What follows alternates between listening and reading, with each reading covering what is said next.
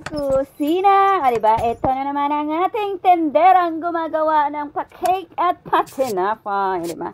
Yung version dito, medyo madaling araw gumising kasi nga 5.5 na tinapay. Tapos itong, sa tenderang gipit, sa rush order, kumakapit. Charot.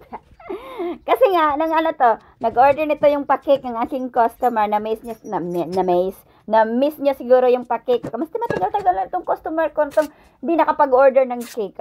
Kasi nga, may something. No, ang last na order niya yung New Year's Eve ba yun? Basta ganun, wag niyo nang itanong. Di niyo rin naman tinatanong. Charot. Tapos, ayun nga, nag-order siya ng 3 p.m. ng Biyernes. Diba? Para kinabukasan. Tapos yung 1.5 din na box ng tinapay, late din. Yung bang nagharuhay ka na sa bed mo, diba? Sabi ng customer ka, mag-order daw siya ng tinapay. Diba? Yung iba kasi nito, alam na nila kung paano sila mag-order, diba? Kaya palala naman sa aking customer, pag tinapay, pwede mga 3 to 4 p.m. ang tinapay. Pero pag sa cake naman, pwede mga 2 days naman. 2 days ay mga iba naman customer ko, mga ahead of time talaga to mag-order. Minsan lang yung iba talaga makakalimutan natin nilang mag-order sa kay Jennifer. Yung tapos yung tendera nyo po minsan busy din po. Baka hindi din po magawa yung mga pa-order nyo. Pero minsan naman kasi nga mukha namang pera kasi yung tendera nyo. Alam nyo na, ina-accept niya pag kaya ng katawang lupa niya. Pero pag hindi kaya ng katawang lupa niya, yun na yung hindi siya, kasi nga nakailang down na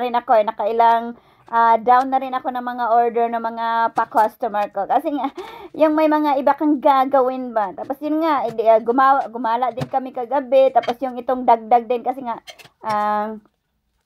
ano bang oras kami na uwi na kagabi?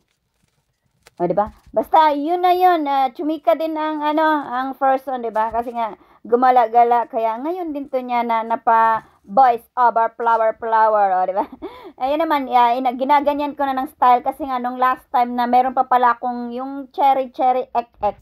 Nilagyan ko na para magamit naman pala. Nakalimutan ko. Tapos ito nga, yun si Obi Bread. Ano pa ba itong basa?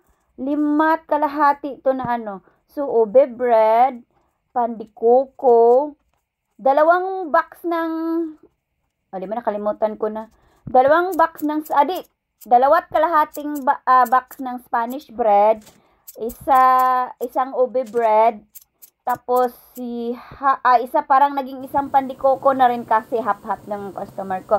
Tapos si ube Spanish bread, o di ba isang box niyan, o ilang box na yon. Basta kayo na magkwenta, basta 5.5 yan nagawa ko.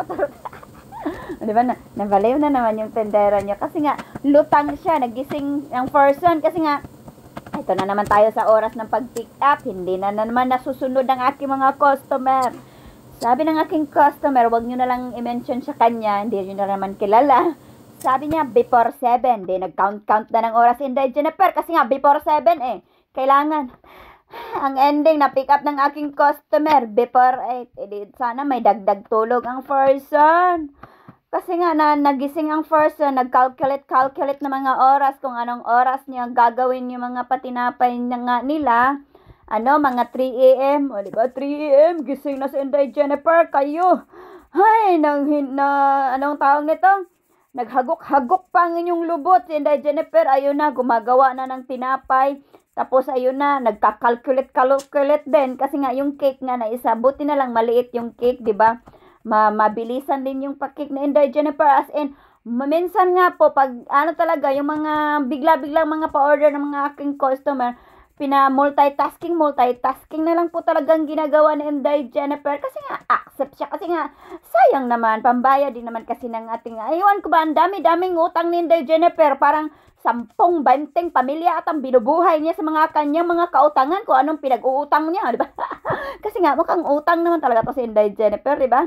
Lahat-lahat na lang utang. Ay, nako, Inday Jennifer. Pero, sana matapos din to. Hindi pala. O, di ba? Ayan na pala. Hindi pala. Kasi nga, di ba, yung malaki kong machine, utang din yun. Ah, kailan ko rin pala yung matatapos kasi ngayon sabi, 'di ba, sabi ko sa inyo magiging 1,000 din yun eh. Yun nga lang, yun nga 'di ba, ano pa nila kukunin uli, mag-send sila uli ng bago. Hindi pa natin na-testingan, natin, ko pala, hindi nyo pala rin matestingan, di ako lang pala magte-testing nun. Hindi ko pa yun na-testingan kung okay ba talaga siyang maganda bang gamitin kasi nga wala, sirang-sira pa sila. Diba? Basta yun lang naman ang Chika ni Inday Jennifer. Ay, mga patinapay niya laman pa ulit-ulit. At sa kanya yung mga pa-cake. Kaya more orders to come para more bayad ng credit card to come. Kaya salamat sa aking mga suki o salamat kaninyo. Hangtod sa sunod. Babus. Mama, chup chup. Enjoy. Bye. Love you all.